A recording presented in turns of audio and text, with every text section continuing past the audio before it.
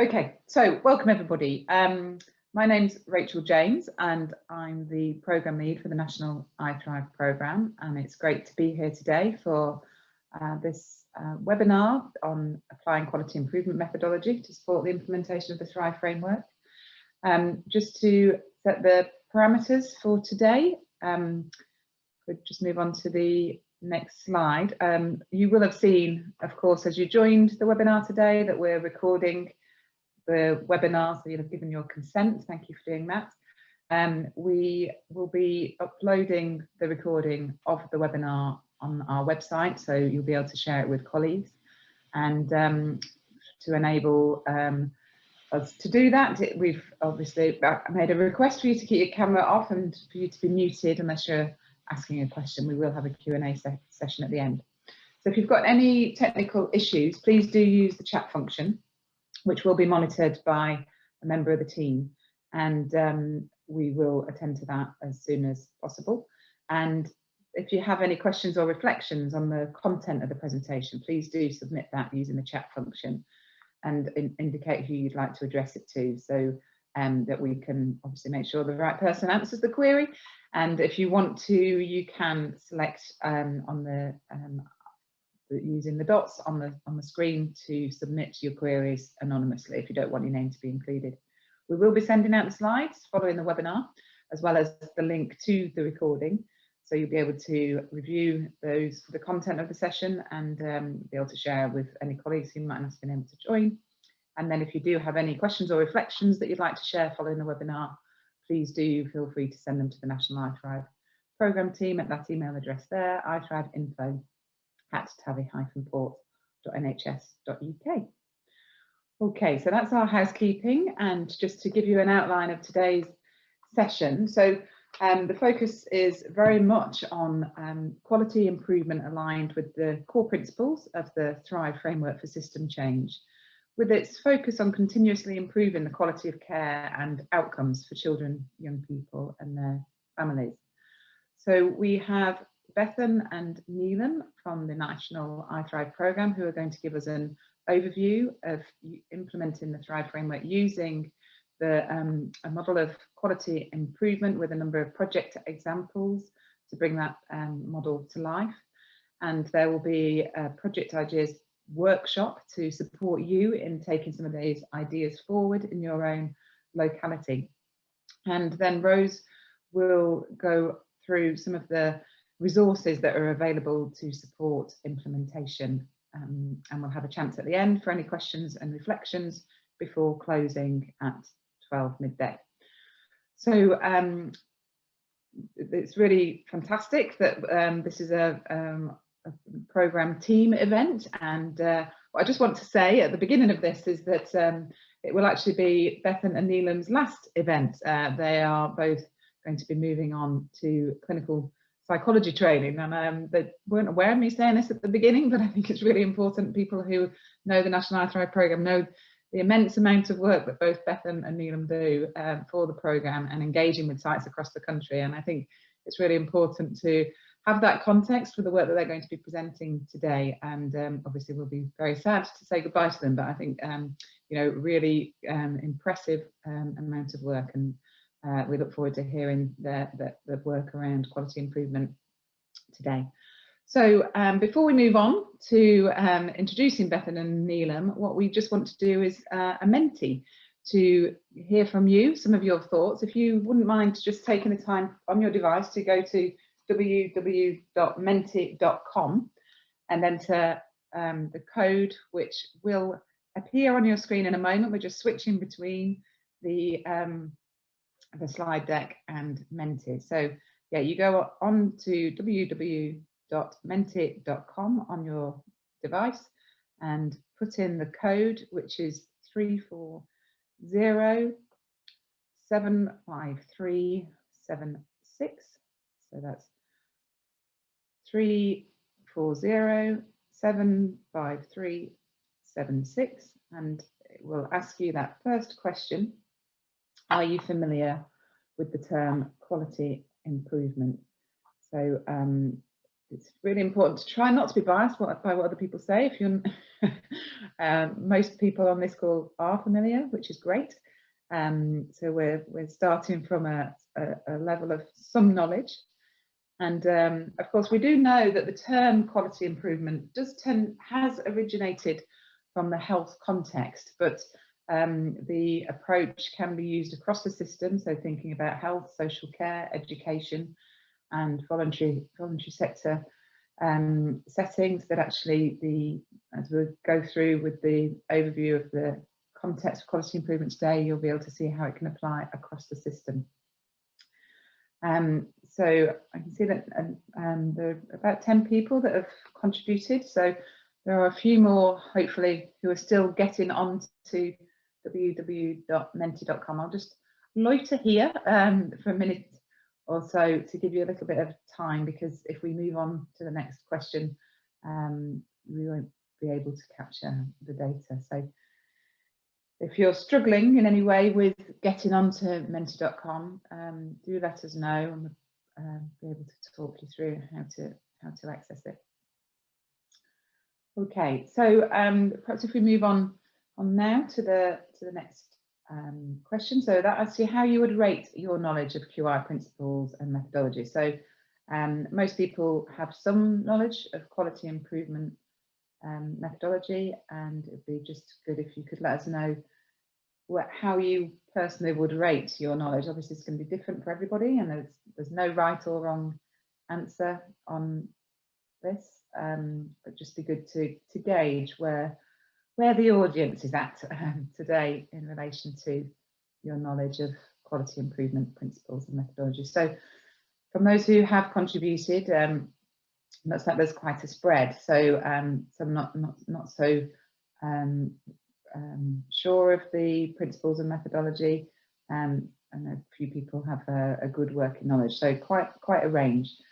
Interesting. Then nobody's put excellent. So I'm hoping that we'll be able to whet your appetite to develop your knowledge of quality improvement principles and methodology, and hopefully in some way go towards developing that knowledge base for you all today. Great, thank you. Really helpful to know. So we'll just move on to the next question, which asks you, what are the current challenges you're facing with implementing the Thrive framework for system change? So of course, in part, this is linked to the idea of improving the quality of services and transforming them in relation to the principles of the Thrive framework for system change. But it'd be really helpful to understand some of the challenges you're facing, and some of the ideas that you put forward are perhaps ones that you'll be able to think about in the workshop later on during this webinar today, so that we can give you hopefully some practical ideas to be able to take that transformation forward. So really helpful. Just take a couple of minutes for these comments to come through. So thanks to those people who've managed to get your ideas in there. So partners having the headspace to think about transformation and change due to the impact of COVID, and no doubt surge planning and the challenges across the system for both the workforce and service delivery. Yes, we appreciate that. I think we're all having those similar challenges, aren't we? The scale of change needed. So thinking about the system culture change and how huge that can feel in relation to the transformation. Time, competing professional responsibilities, staff enthusiasm or initiative fatigue. Yeah. Having the capacity for change, workforce challenges are a key issue. Resistance, potentially, I guess, resistance to that transformation or to the framework. Having the time. Time's quite a recurrent theme, having the time and capacity, quite strong themes of the challenges today. Partners understanding how Thrive is completely different to how they've been used to working. Yeah, and the fact that change does take time. So we both need time, and change takes time. Lack of knowledge about how to strategically implement the framework, adverse effects of COVID. Okay, willingness for other providers to make or contribute to the change when they've seen it all before. Okay. Which links with the other point there about a political merry-go-round. I don't know if that person would like to say a little bit more what they mean in relation to that. You're welcome to come off mute and share if you have any particular things you want to get across in relation to that. But because I'm sure it could be quite varied context. Well, they're really, really helpful to inform the thinking for this quality improvement webinar today. So do keep your challenges coming. We will still be able to capture those, even though we'll move on now to the slides. And it's the time now for me to introduce Neelam Solanki and Bethan Morris, who are going to be taking you through the next stage, thinking about quality improvement. Over to you guys. Thank you very much, Rachel. And yeah, just to introduce ourselves briefly in the sort of different hats that we also wear here. So my name is Neelam Solanki, and yeah, I'm one of the assistant psychologists working for the National iThrive programme, but also one of the associate quality improvement leads within the Children, Young Adults and Families Directorate within Tavistock and Portland. So that kind of consists of supporting different teams within the Directorate to do QI projects, element of coaching, delivering training, and yeah, being kind of the conduit between teams on the ground and the quality improvement group in the trust as well. So Bethan. Hi everyone, I'm Bethan Morris, also assistant psychologist, and yeah, share this role of associate QI lead for CYAF within the Tavistock and Portman.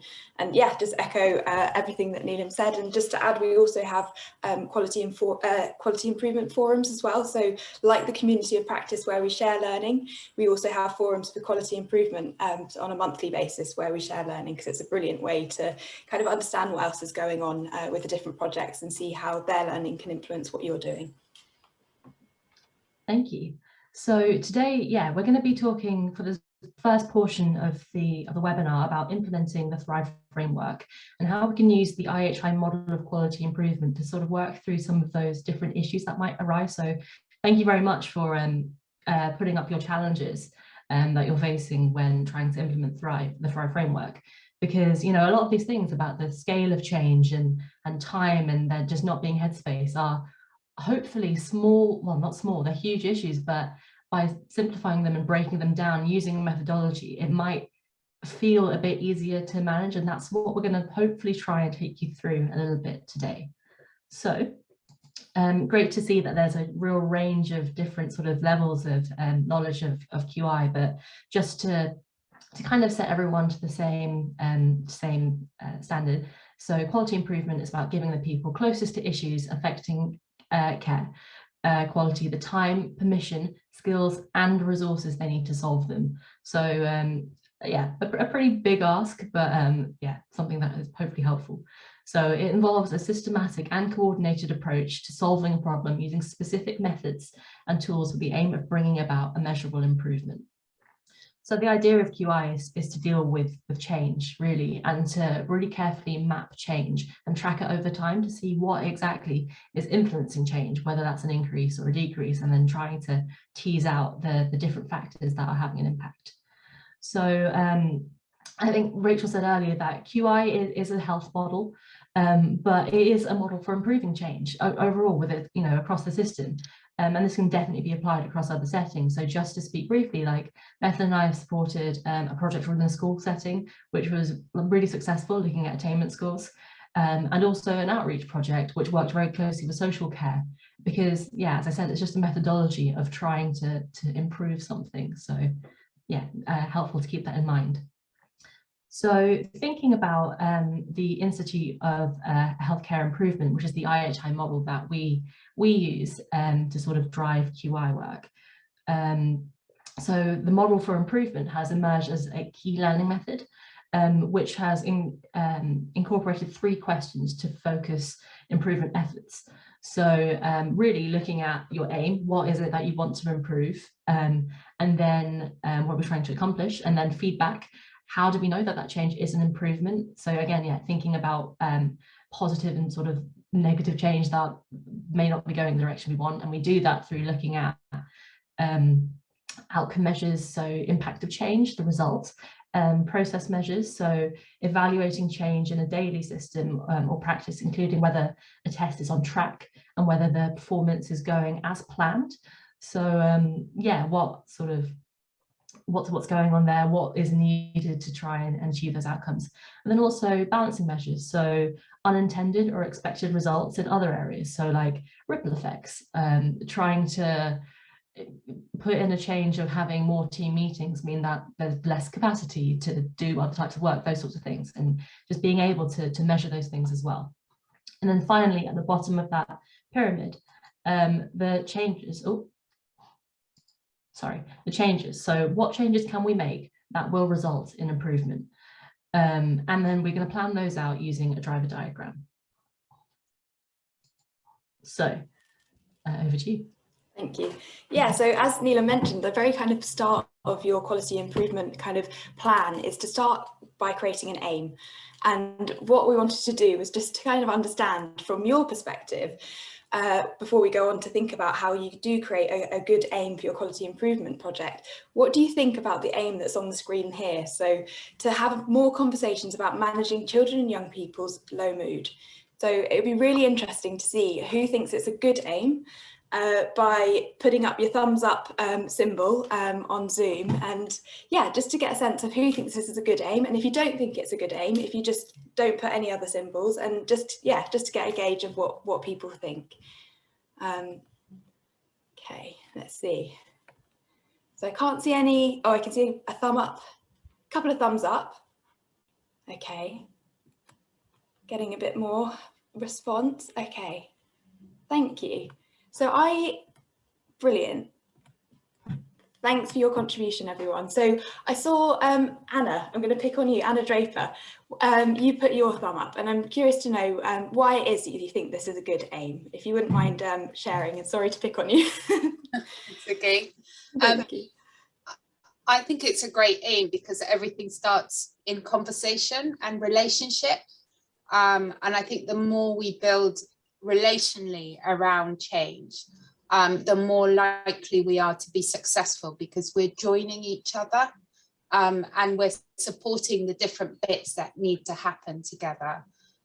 So I think the more conversations that are happening about managing change and managing children and young people's low mood in all the different systems that we're working in, the more likely it is to happen. Okay, thank you very much for sharing your thoughts with that. Okay, so we're going to go on in a bit more depth about how it is you can kind of break down creating an aim. So if we go into the next slide. Thank you. So I'm sure a lot of you will be familiar with the language of kind of SMART aims. So what we wanted to do was kind of, reintroduce it in the quality improvement kind of world, and think together about how we can make a SMART aim. So that stands for being specific. So we really want this aim to be direct, detailed, have meaning to the work that we do.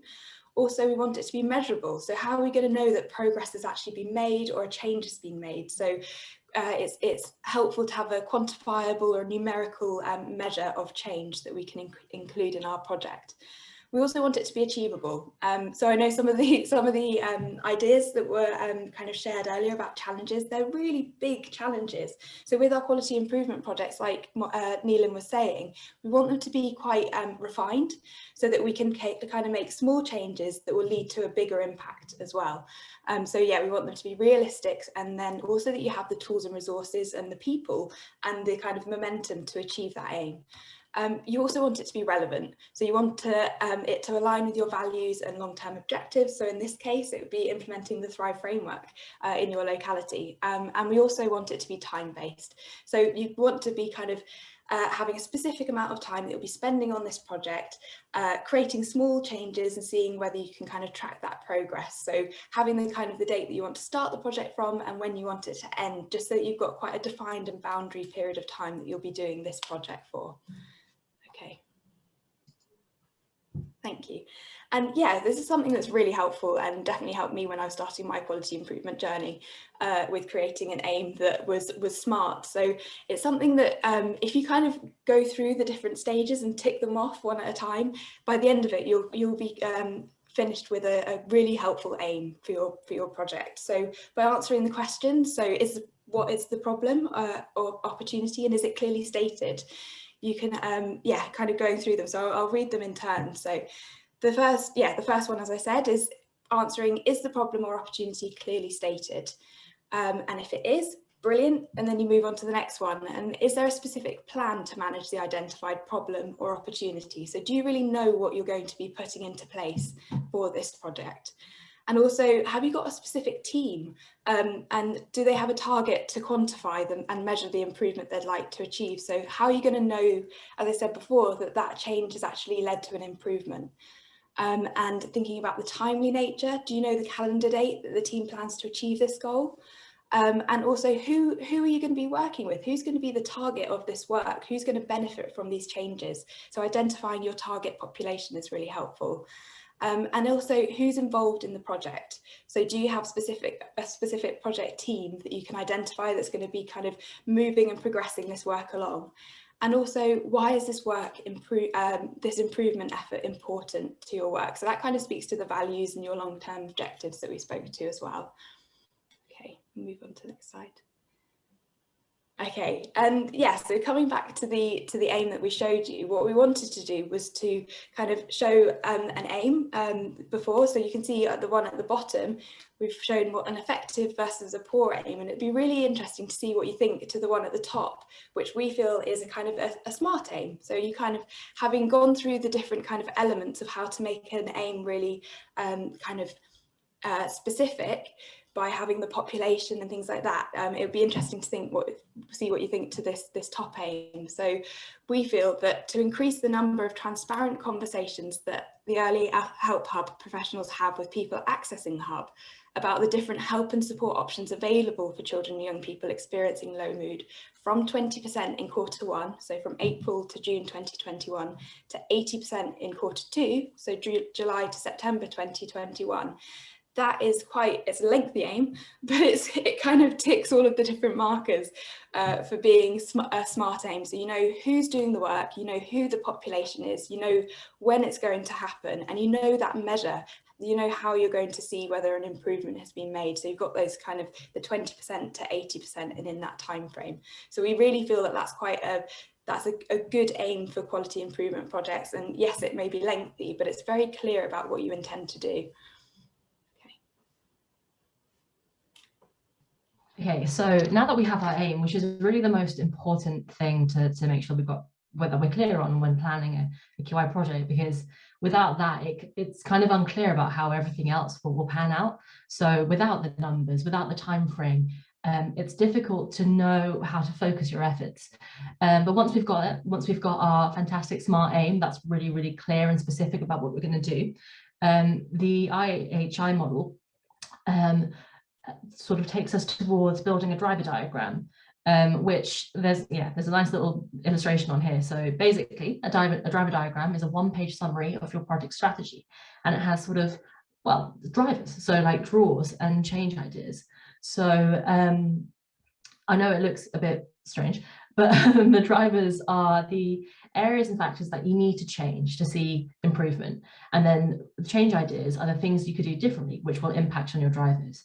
So just to break that down a little bit more, because I completely understand that this is quite a sort of conceptual model, and it's kind of difficult for me anyway, when I was trying to learn about these, to get my head around, you know, what's a primary driver, what's a secondary driver, what's a change idea, how do these link together? But yeah, I'm going to try and explain that to you in the best way I can. But I think, it's important to know that it's okay to still be a bit confused on this, and to want to do a bit more reading, and learning a driver diagram is really interesting in doing, I think.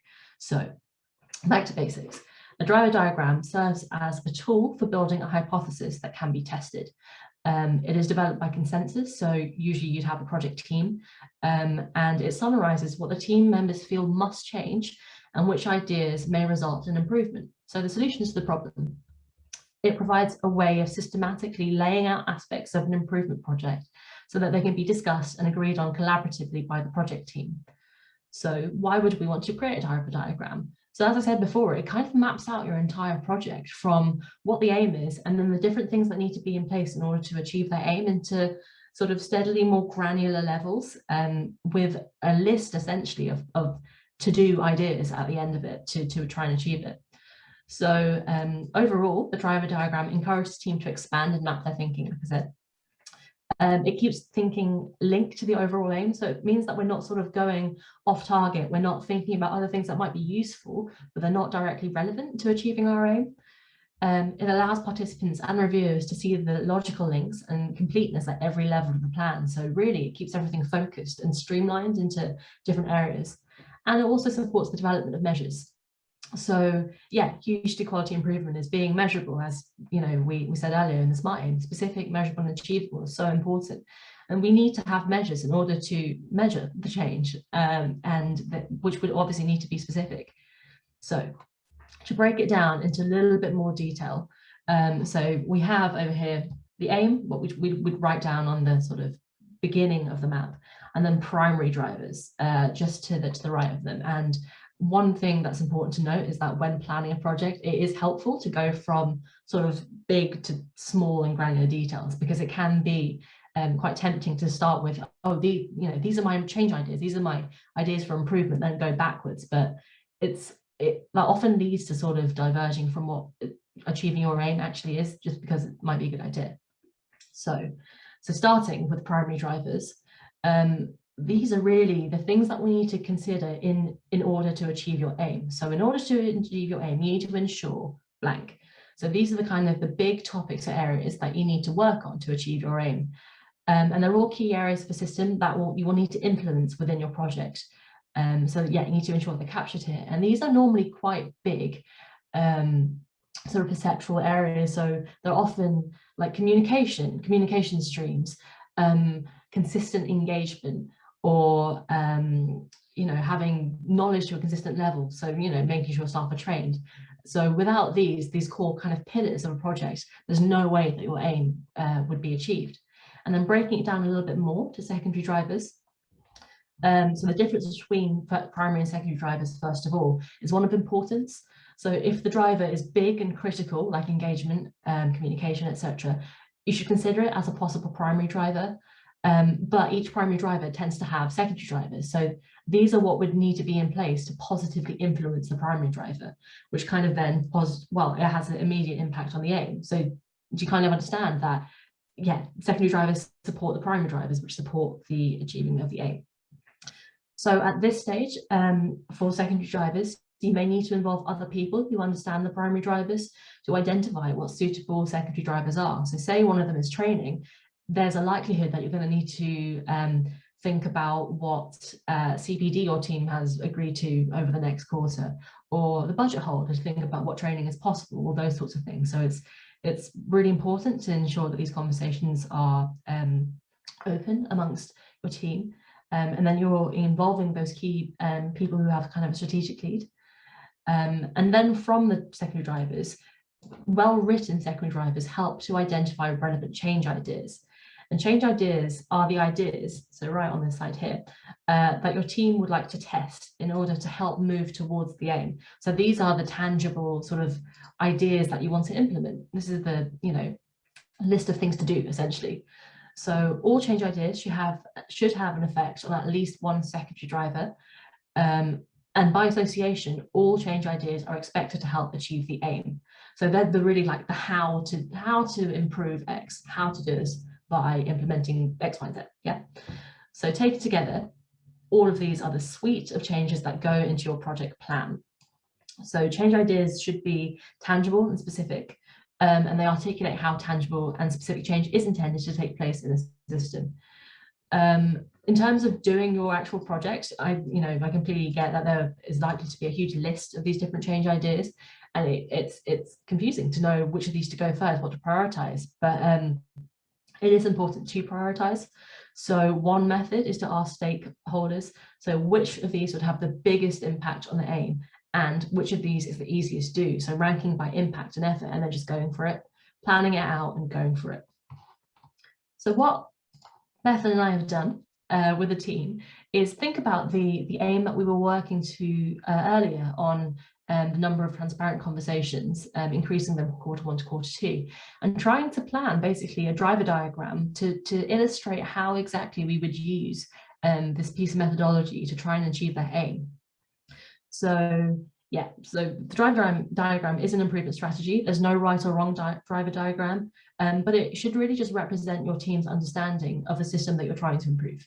So, you know, there's every possibility that this driver diagram will change throughout the project as different things become important, as you get to understand your system a little bit better and the process in more detail, and as you deal with unexpected change as well. So, you know, COVID-19 put a real spanner in a lot of the projects that we were working with, as you know, as we all know, as it had an impact on everything. So we had to amend these driver diagrams quite late in the day and try and rework it. And that's the thing, QI isn't research. You are able to change, you're able to change your aim, you're able to change everything to suit the process of change in general. So I'm going to take you through this in a second, but also just to know that we're going to send you this template to work from. It's an Excel template after the webinar, as it may be useful for you to plan your own project idea. So back to our project example, increasing the number of transparent conversations that the Early Help Hub professionals have with people accessing for children with low mood. So what we're really trying to think about here, number of transparent conversations, and linking it back to the Thrive framework are those key concepts of, first of all, sort of a common language and also shared decision making, but those are quite difficult to quantify. So yeah, they're quite difficult to quantify. And how do you measure shared decision making? How do you measure whether someone's using a common language? And that's kind of the key stage when implementing the Thrive framework and putting these things into practice. It's thinking about what is important for the locality and how we can achieve it. So with this, increasing the number of transparent conversations are really those kind of shared decision-making conversations which are not professionally led, which are a sort of open dialogue between a child, young person, and whoever they've chosen to engage with. So in order to achieve that aim of increasing the number of transparent conversations, we would need to ensure that staff are trained and have the tools to do these conversations. So, you know, is it important for them to have, you know, shared decision-making training? Are there tools to support shared decision-making? So breaking that down a little bit more, so we need to ensure training and tools, which requires knowledge of what is available, knowledge of what's available to support children and young people. So having a mapped offer. And then, yeah, knowledge and access to shared decision-making tools. So if we break that down again in a minute, so that's, having a mapping session, which I think many of you will have actually attended with your own localities, attending a mapping session, having your entire offer within a locality mapped according to needs-based grouping, so that when someone presents to you with low mood, you can say, okay, well, these are the things that are available to you. These are the waiting times. What would you like to do? What would be most helpful for you? And how can we work together to supporting you to access that? And then, yeah, access to the shared decision-making tools. So iThrive grids are one example of these shared decision-making tools. So the change idea could be for staff to attend the Using iThrive grids to improve shared decision-making iThrive Academy training, which would accredit them to use the iThrive grids, and can be a helpful tool within these sessions to support those transparent conversations. And then in terms of measuring transparent conversations, so the next kind of big idea is, how do we actually, how do we measure that? How do we report it? So accurate reporting systems is the kind of primary driver. So being able to note that down. And then secondary driver, so you need to be able to change those reporting systems to fit your needs. And then also ensure that people are recording these. So if they're having a transparent conversation, ensuring that meets whatever your criteria of a transparent conversation is. So were different options involved, is creating those protocols. And having that noted down somewhere, so it could be within your sort of clinical systems, and then ensuring that that's reviewed on a quite frequent basis to notice trends, to track change and see if it's working. And finally, another one is we felt that it was important to ensure family empowerment. And I think it's important to say as well, there doesn't need to be 3 primary drivers. There can be as many or as little as you think are important to you. And it would be very much dependent on what is important in your service. But it's, yeah, similar to above. So knowledge of what is available. So then family to receive the mapping. And then not having professionally led conversations as a secondary driver. So the change ideas are the family to complete the collaborate shared decision making outcome measure. So for them to sort of feedback on how they felt that how the extent of shared decision making they felt was there. So yeah, hopefully you can kind of see that by breaking down shared decision making, really, in essence, that's what it is, into an aim, into a very like tangible, workable aim, and quite like a simple aim as well. You know, it's not when you broach to a team, we're going to implement shared decision making. It'd be quite difficult to get your head around, but yeah, we're breaking it down into this is a time frame, this is what we're going to do, and this is kind of how we're going to do it. It feels hopefully more manageable, maybe not easier, but more manageable, and not like it's a huge transformation. It's just something that you sort of slowly but surely and hopefully fairly easily work into your systems. So that's driver diagrams in a nutshell. I hope that made some sense. So moving on, the next stages of sort of doing a QI project are the plan, do, study, act cycles, so the PDSA cycles. And this is where we take those change ideas that we came up with at the end, and we sort of rank them in terms of impact and ease, and then we measure, well, we'll try and do them, really. So yeah, PDSA cycle is shorthand for testing a change by developing a plan to test the change. So we going through the circle, starting with P, plan. So so plan is, you know, carrying how to, yeah, developing the plan to test the change. So thinking about what is our objective, what questions do we need to answer, what are our predictions, and how do we plan on doing this? What is the actual protocol for this? How are we going to collect data? Moving out to do, so actually carrying out the test, collecting the data, and then documenting any problems or unexpected observations that may have arisen. And also this might be a good time to ensure that there are sort of qualitative means. So how are people feeling about doing this sort of thing? What's the, you know, the qualitative impact of doing this change? Is it causing, I don't know, elements of distress? Is it what's happening, basically? Moving on to study. So we've carried out the change, and now it's time to look at the change and see what impact it did have. So yeah, analysing the data, comparing data with our predictions from the plan stage, and seeing how things differed, why they differed, and what we can do, and like summarising that learning. And then act. So what changes are to be made? Is this change idea that we implemented, is it helpful? Does it need tweaking? And yeah, are there any modifications that need to be made? So, and then the idea is that you tweak if possible, or implement. So if you need to tweak it, then you do the same thing again. You implement it, collect the data, see how well it went, and then see, you know, if any further modifications need to be made. And the idea is that you kind of do one PDSA cycle at a time so that you can measure what exactly is having an impact. But you can, you know, you can try and do these quite rapidly over a week or two, so that you can, like I said, see exactly what is having the impact. So I know it can be quite tempting to try and do a lot of change ideas at the same time, because you want to impact, you want to improve as quick as possible. But that can be quite difficult to tease out what is having, what is causing that improvement. So gradually, the aim is to kind of expand the tests and incorporate larger and larger samples until you're confident that the changes should be adopted, which then kind of leads into the sustainability of the work that we're producing in this project.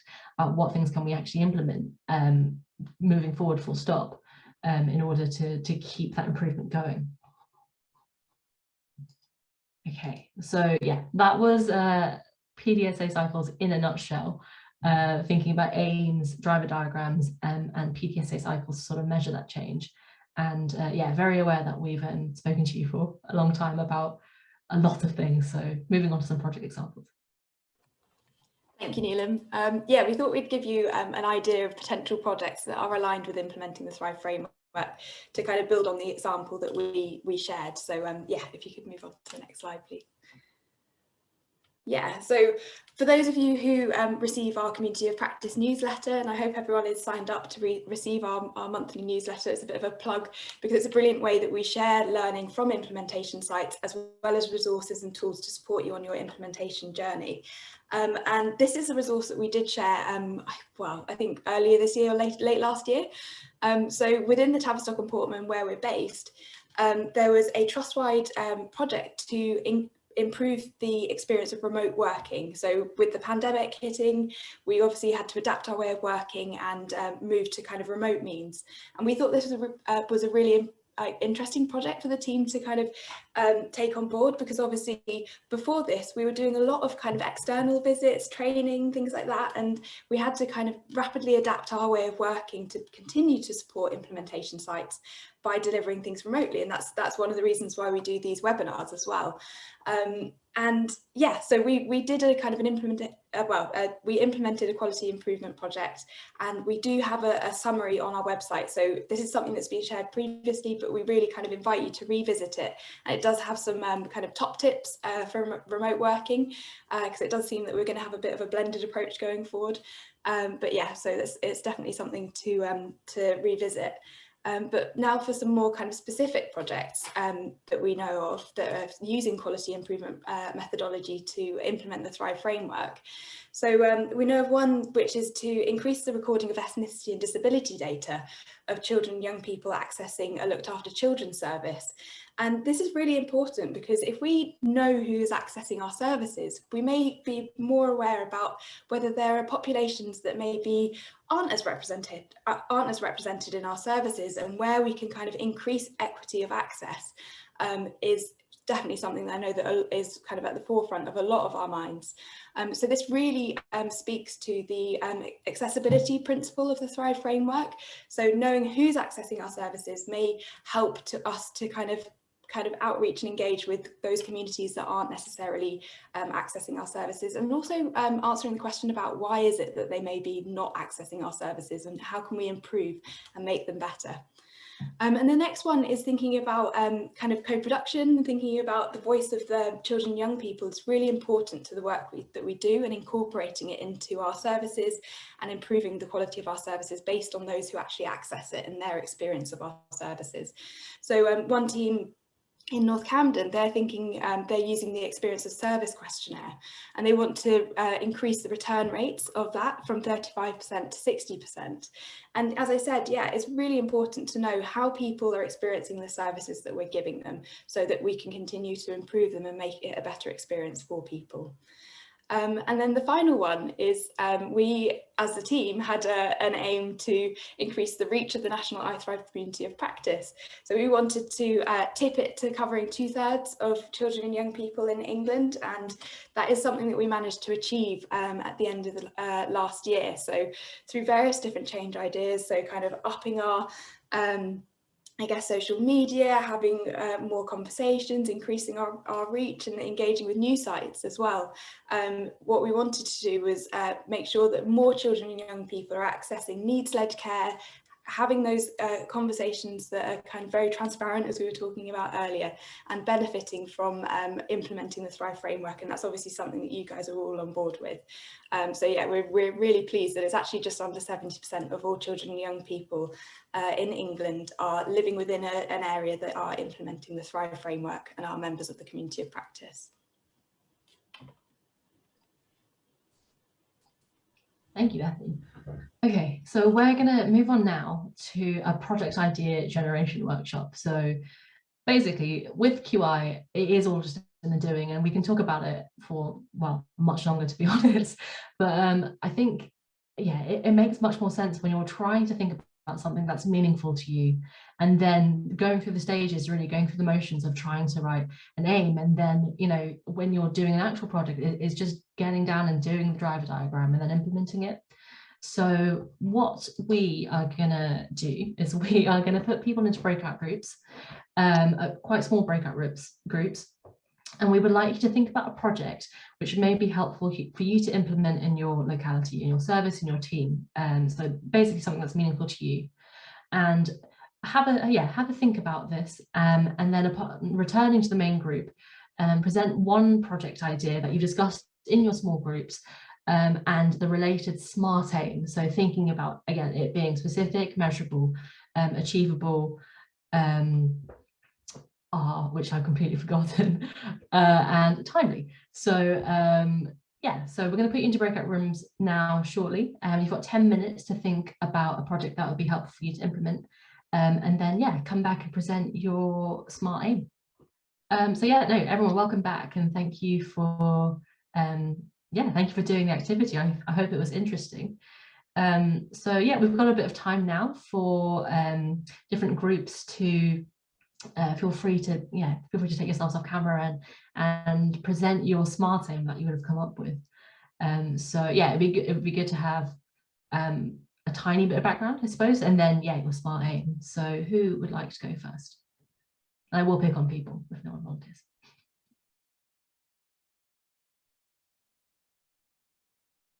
I don't mind starting then. I was going to nominate Anna, but Anna could jump in as well. So, well, we did think at the end we could do the England batch last night of having a good SMART plan, but we've come up with England team were Thrive framework, and that they did have the risk category of need, and that actually we could have done a whole SMART. In fact, we think they've done a whole SMART chart around their performance, which is going well. It's going very well. Yeah, Gareth Southgate definitely had a plan. I seriously do think he did. He did so. Anyway, so we decided to do establishing a helpline. Okay, so we just picked something that was sort of quite easy to do. So with the S, we put down to meet the needs of parents, so specific to meet the needs of parents and carers. Then we put measurable, the number of calls per unit, so that could be the day or session. Then we put achievable, we put having funds, a database, resources, trained staff. Realistic, it would be for signposting parents, meeting needs, and to be a Thrive platform. And timescales, time bound, we had agreed strategies, agreed funding and targets, agreed personnel, equipment, training, and agreed milestones for achieving all of that, basically. That's just, we really summarized it quickly there. No, that's fantastic. And it's, I think, yeah, when constructing aims, it's so good to have like as much thorough information as possible, because that's just what gets refined. And yeah, so no, thank you. That's really, really helpful. Yeah, did you want to add anything, Anna, to that? Or anyone else from that group? I mean, I think what we found was that the framework, the SMART, really helped us to kind of be very focused, and it really aligned us into the way we needed to be going next. So it was a really useful way of actually simply coming up with ideas and ways of thinking. So a really, really useful tool. Thank you for sharing it with us. No worries, thank you. And I guess that's one thing to mention, is that QI is supposed to make things easier. It's not meant to be an additional task. It's not meant to be additional headache, additional paperwork, those sorts of things. The idea is by implementing these changes, the processes become more streamlined, and doing your job is an easier process. So yeah, no, thank you. Okay, I'm going to pick on one, maybe two people. So Natasha, what did you talk about in your group? So in Manchester, we're looking at implementing locality-based Thrive hubs, and I guess we've kind of gone through a bit of a QI process with that. So we've used stakeholder engagement sessions to develop the idea of what these hubs could do, what the offer could look like. So that consultation, supervision and training in the community. So not delivering an intervention per se, but more helping to navigate the system. And I guess Rachel who's also on the call, is the service manager for mThrive. So we'll be looking quite closely at outcomes measures for the hub specifically, but also balancing measures, so the impact on the wider system. So having this navigation offer in the community, does it increase number of referrals to CAMHS, or does it divert some of them away if it's something that can be seen in the community? And we should be seeing sort of less inappropriate referrals to CAMHS. So I guess for us, that's our biggest QI journey at the moment, and trying to understand if there's anything else that we can be doing in terms of those PDSA cycles in the communities, and that's something that we can do.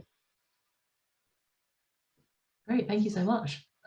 It's so good to hear that you're already sort of doing this project, and actually I think thinking about the wider system as a balancing measure is really, really helpful, because yeah, I think working within the Thrive framework, we want it's whole system transformation. But I think with QI, if you start small and then see how the impact of that, in order to sort of then tailor it out to the wider system, like it's really, really good to be thinking about that in the offset with balancing measures. So yeah, thank you. Okay, one more. So Jamie Lee Keane, what do you discuss in your group? Hello, sorry, I've got no internet, so I'm on my phone. So we were discussing, so there was Anne and Alex and Hannah in our team, and we were discussing the aims of Greater Manchester or North Manchester initially around the, sorry, I've got phones going off everywhere. I'll jump in, Jane. So we were discussing, it was basically the same as Natasha has just given from her breakout room, because we're working together. So yeah, exactly the same as Natasha just said it then. We're piloting our service in North Manchester, and hoping to engage the parents and children and young people of North Manchester before we roll out to central and south of Manchester. But yeah, it's like the same as Natasha's. Great, thank you very much. What I thought was interesting with ours, that because it's so early on in the exploratory phase, there's no when we were looking at the measurable pieces around data, they're not quite there yet. So we did talk around in our group around what data could be used to measure with. So it was the SMART process was really good to focus on that, I guess. Going through those things logically made us think more focused. Great. No, that's really, really good to hear. Yes, the SMART framework is so helpful for exactly that, just teasing out all the really, really important bits of creating an aim and then working to it. So yeah, thank you very much for sharing. If anybody else wants to share, then please do feel free. But if not, I think we'll move on. Yeah, I suppose I just wanted to make that connection that actually it sounds like coming together in the groups has been quite useful for shared learning. So what's happening in one area, probably actually there's quite a lot of commonalities, and how we get back through the remote delivery of these webinars to building those relationships across the system so that you can support each other, because there will be some quality improvement projects that people are undertaking, as Natasha described there, that actually will be really helpful for others, and actually drawing on that learning is what enables you to feel both motivated, but also to motivate the workforce and the staff when they hear stories from other settings.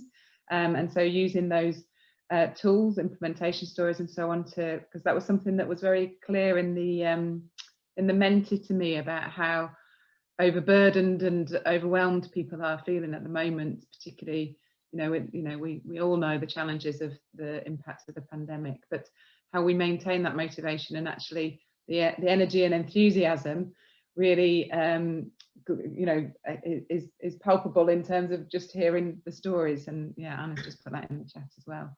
So I think what we want to encourage is people being brave, making those connections, supporting that shared learning across different sites. And I think this is probably our last, well, it depends on government regulations, but we're thinking this is our last webinar and we want very much to move to face so that we can start to really build those relationships.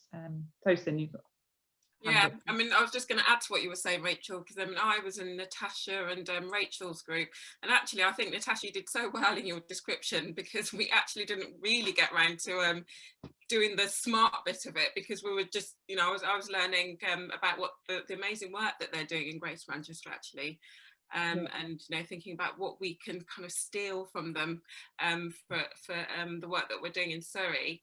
So I'd love to actually meet people face to face and be able to sort of build more connections and share ideas. It's really helpful. Yeah. And maybe it might be worth just putting out there, if people are interested in there being maybe a QI forum alongside our community of practice, that could be something that we consider taking forward as well. So do have a bit of a ponder on that just as we're going over the next 20 minutes or so, because that's something we could potentially think with you guys over some interest there. Yeah. Okay, but yeah, do keep those thoughts coming. I'm mindful of time and want to hand over to Rose, because she's going to talk about some of the resources that would be available to you to support quality improvement as well. Over to you, Rose. Lovely, thanks very much, Rachel. Yeah, so it's some really fantastic discussions going on, and it sounds like we really have managed to kind of whet your appetite during this webinar, which is absolutely fantastic. So I'm just going to give you a very kind of brief overview now of some of the resources that we could have that you can draw on to enhance any of your kind of quality improvement projects that you're thinking of doing. So the National iThrive Programme team, we've developed a training package which could be brought in, and part of this package would be to have although we've had lots of information in this webinar, we could do a workshop offering much more in-depth overview of the QI methodology and really aligning it to the Thrive framework for system change to kind of assist you in implementing the Thrive framework in your locality. And just to draw on what has already been said in the webinar, you know, although it's kind of originates from a health model, it can absolutely be kind of used in a kind of education setting or school setting or, you know, across the service. So really do keep that in mind when you're thinking about any kind of QI projects that you might have. And what we would do in the workshop would be we'd kind of have access to lots of different tools and resources during your workshop that we'd kind of go through with you. And then, as Rachel said, there is a possibility of a national forum, but we would support you in kind of building up a local QI forum in your locality.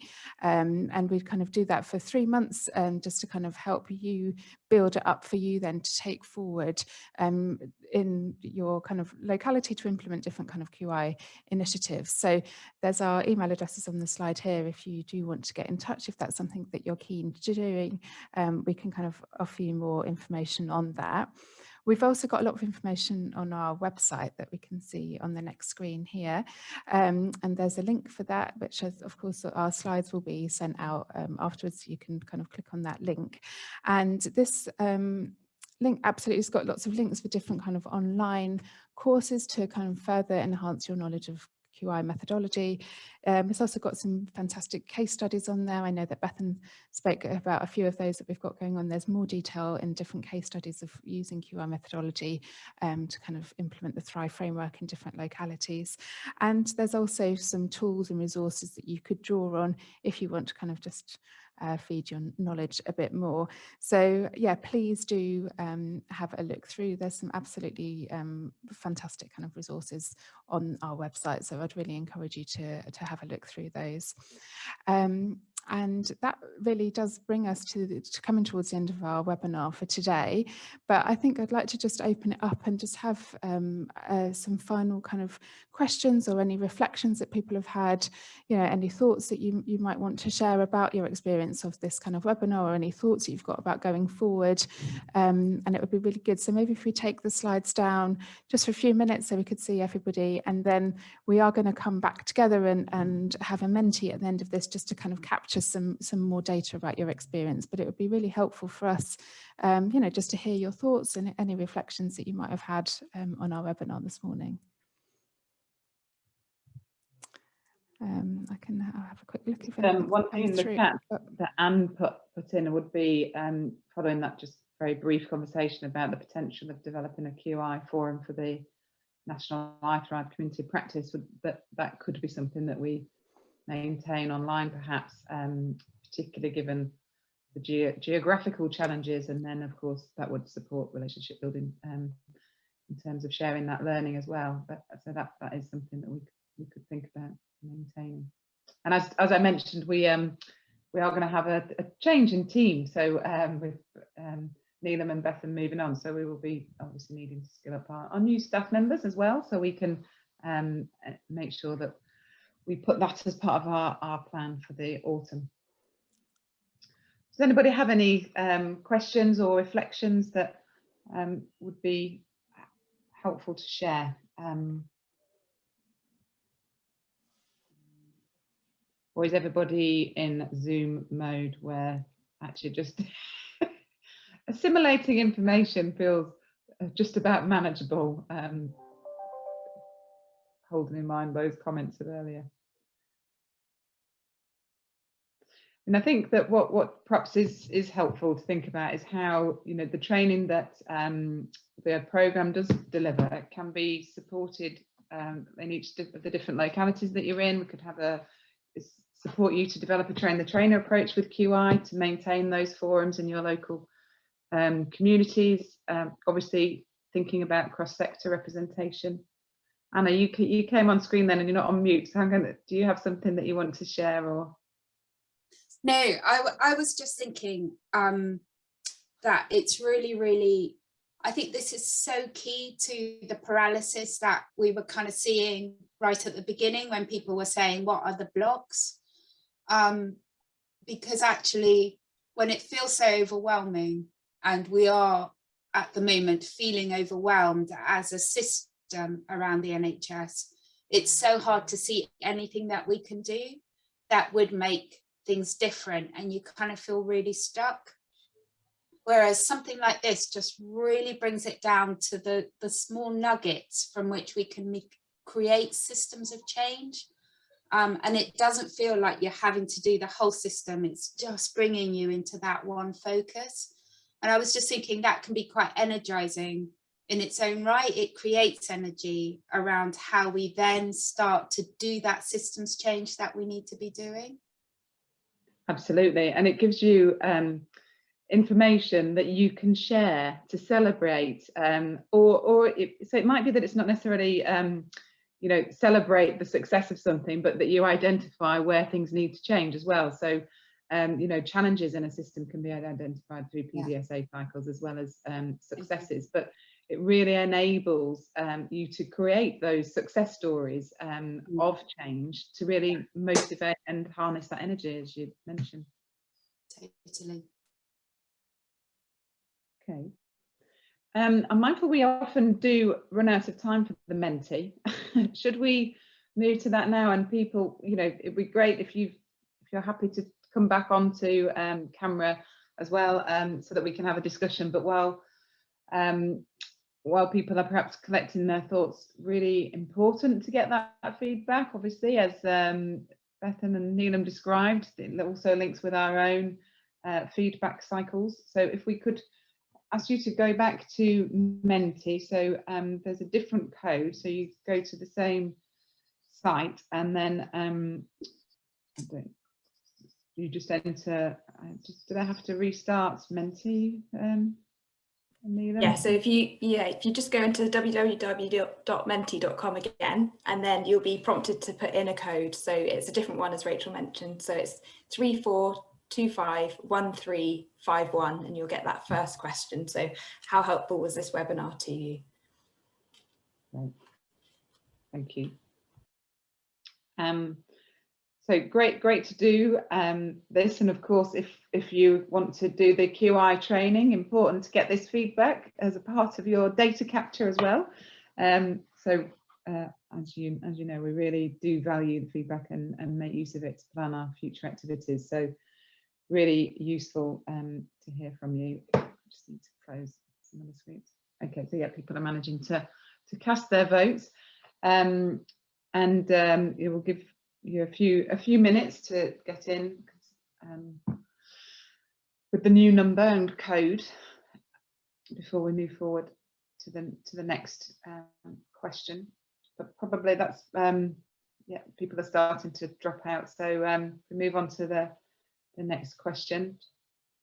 Are there particular areas that were helpful? So this is a free text box, I suspect. Yes. So you know, if you just want to share your thoughts on any areas that you found helpful, it would be really great to hear.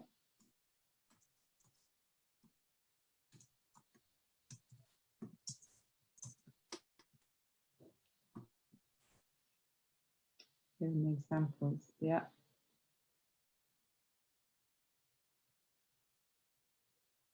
Whole process was really helpful as it blended into new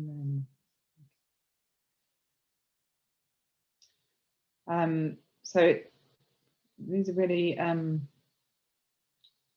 really helpful comments, and it makes me think about sharing the webinar perhaps across your localities. So when you get the link, enabling others to see it as a way of taking forward the idea of quality improvement and supporting the development of continuous improvement for the care of children, young people and their families. So yeah, the implement relevance to Thrive. The slides will be being shared, yes, absolutely. So everybody who's on this webinar will receive them. And seeing the actual template models, great. So the overview of SMART, and I think you know, a real testament to Bethan and Neelam's fantastic presentation skills and you know, the work that they've put into this. So I'll use this opportunity while people are also giving their feedback, just to once again thank you both for your work, both in this webinar but also for the National iThrive Community of Practice. We'll be very sad to see you go, but know that you're moving on to further training. So really fantastic, and it was great to try doing the SMART in the small group. That's really helpful. Okay, and then of course, if we want to hear about what's helpful, but also if there are any areas that you would like us to address in future community of practice events. And I think, you know, we're in that transition point as well. So thinking about the move from webinar focus to face-to-face, and we know that there has been a loss in the building of relationships across the well, the locality from Belfast to Birmingham, and you know, with Cornwall to Carlisle is you know, very much where we're intervening and supporting sites implementing. So any areas that you would like to address? So bringing Thrive into early help and social care. Okay, fantastic. We've actually got some implementation stories that describe the implementation within early help and social care. Whoever put that in, if you want to make it a link with the iThrive programme, we can point you to those implementation stories. This links to outcomes, yet wonder if we could look at collating different types of outcomes and how we can do that. So yeah, thinking about outcomes across the system, thinking about outcomes across the different sectors, so health, education, social care, voluntary sector. We know there's obviously the Greater Manchester Arts and Culture Outcomes Framework as well, and how we bring all of those together. Yeah, so Bethan's just put in the chat the address if you want to get the implementation stories.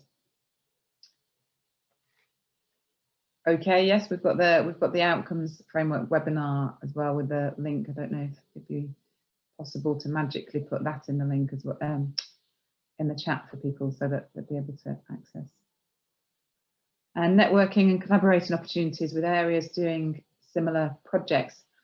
Yeah, I mean, that's an interesting one. We did actually set up a webinar to do exactly that, but it wasn't that well attended, and part of our thinking was that would work much better in a face-to-face but we're challenged with hybrid working, aren't we, at the moment, knowing what the regulations are. So, but yeah, that's really helpful to have that feedback about ideas to potentially build collaborations across different localities doing some of the projects. We have run a number of forums in the past, so where inpatient settings, for example, we're implementing the Thrive framework. So if there are particular areas that you would like to get some networking or collaboration with different sites, then please do let us know. Either you can put it in this feedback now, so whoever put that in there in relation to collaboration, if there are particular projects that you would like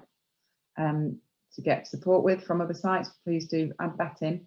The other aspect I just want to remind people of as well, of course, is that we have maintained the monthly community practice newsletter, and if you are particularly focused on an area that you would like support from other sites, you're welcome to make contact with us and to put a call out to everybody who receives that newsletter to do some collaborative working. So I just wanted to flag that that's another resource that's available to everybody that has a wider reach as well. Okay, well, really, really helpful feedback. Thank you all for that, and do keep any ideas coming. We can, particularly for that last query in relation to any ideas that you have to take forward for the community practice, we can connect those. So even if when we get off this call you have a thought, please do let us know. There's a few things in the chat. Sorry, Rachel, as well, just while that's happening, I think Angela has her hand up as well while you're looking through the chat. Great, yep. Do you want to come in, Angela? Hiya, sorry. It was just two things, I suppose. First of all, thank you to Neelam and Bethan. It's been great working with you, and we really are going to miss you, but I think you're going to do excellent clinical psychologists. And then the other bit was around the QI and our role, I suppose, as a programme team in GM.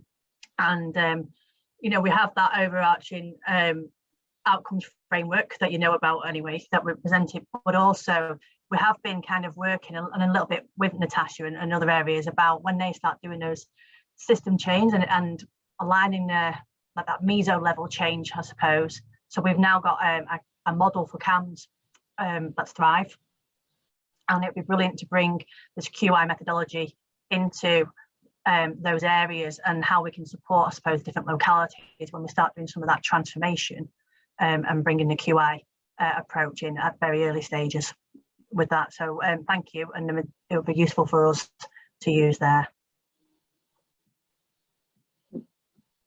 That's great, thank you very much, Angela. And perhaps some of these ideas are things that we could, if we, as and when we move to that face-to-face delivery when restrictions allow us, actually it might be helpful to have some of those QI initiatives presented so that people can really share that learning and think about how they might apply it and build it into a workshop model. So that's really helpful.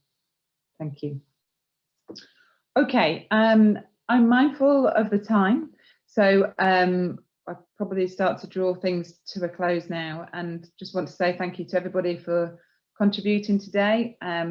Thanks again to Rose, Neelam and Bethan for all your hard work in pulling this together, and as discussed, to Neelam and Bethan on their onward journey. But we will make sure that we circulate the slides and the recording so that you can distribute as works for you across your locality. But thanks all very much. Okay.